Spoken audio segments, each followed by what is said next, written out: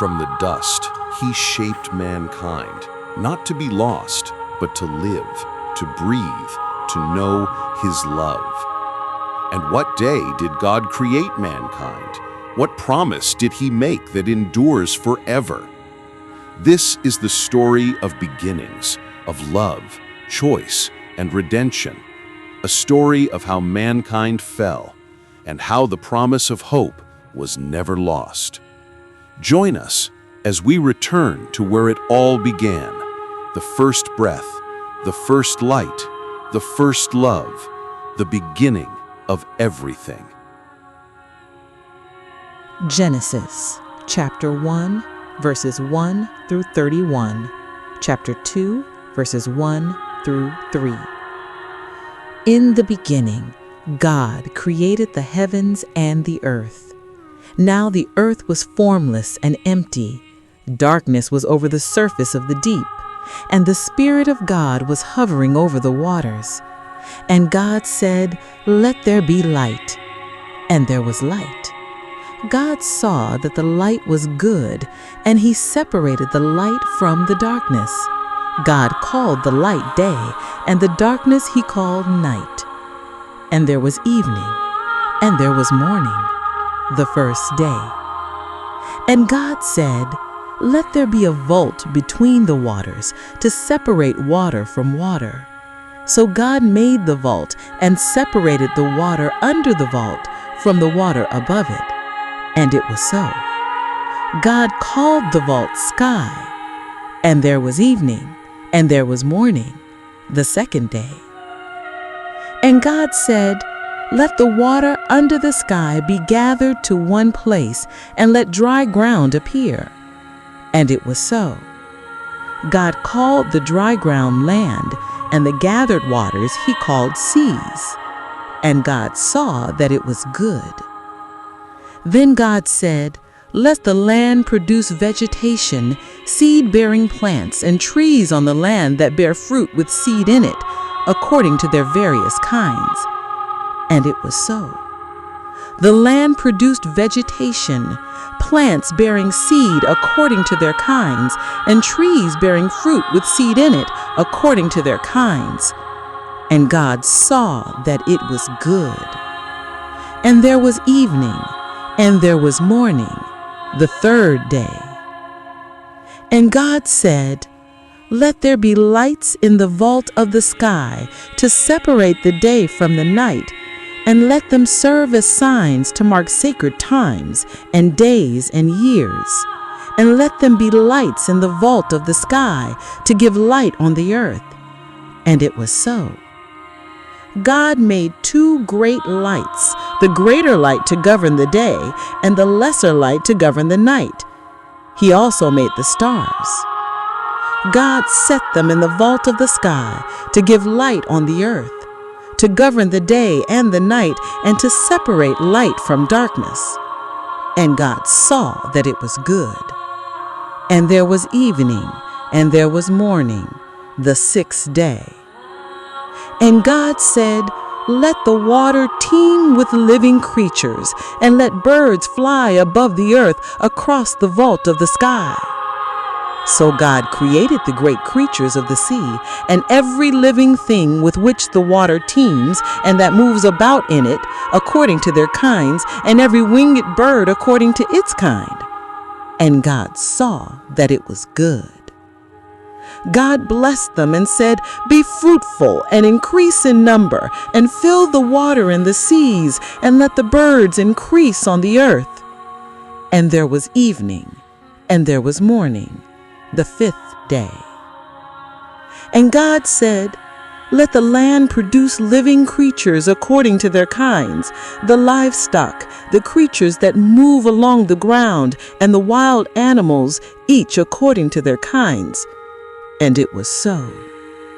God made the wild animals according to their kinds, the livestock according to their kinds, and all the creatures that move along the ground according to their kinds. And God saw that it was good.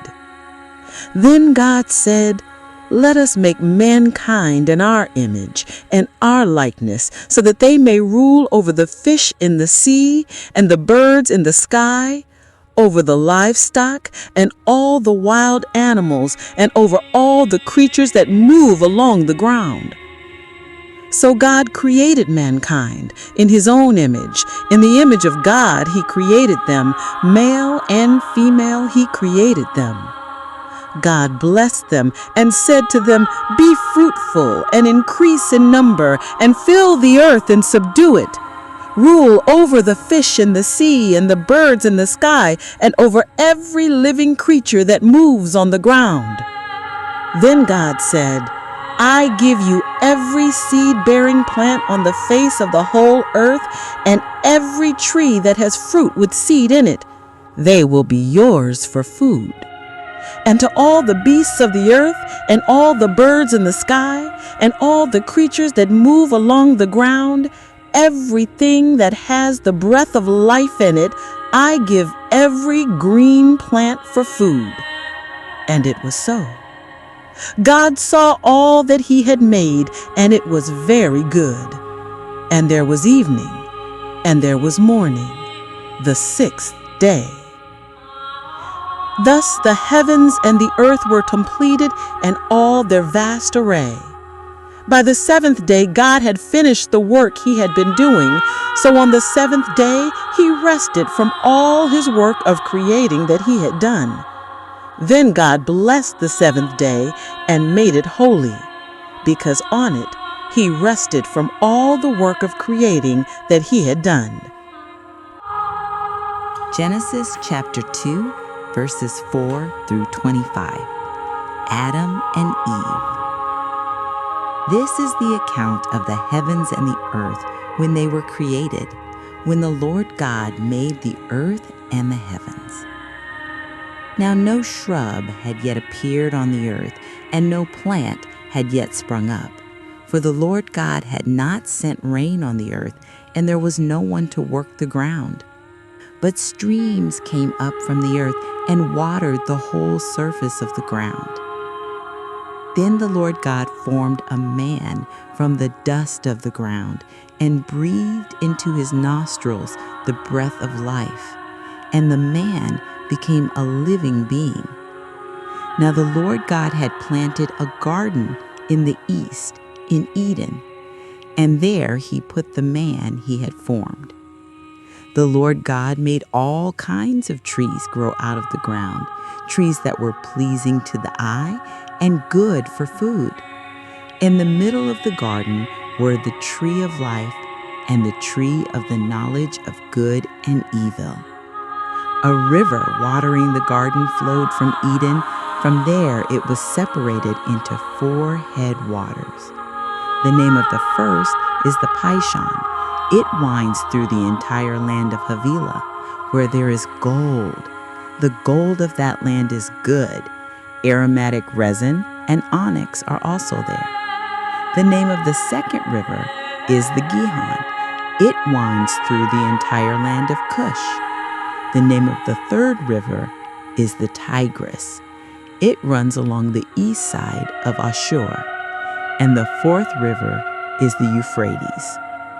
The Lord God took the man and put him in the Garden of Eden to work it and take care of it.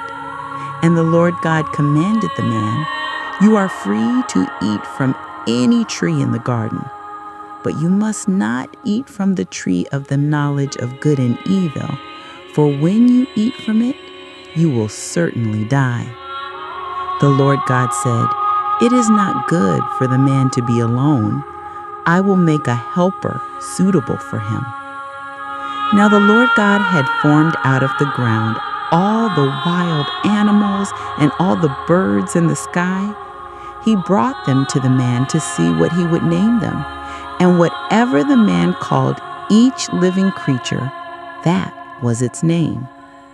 So the man gave names to all the livestock, the birds in the sky, and all the wild animals. But for Adam, no suitable helper was found.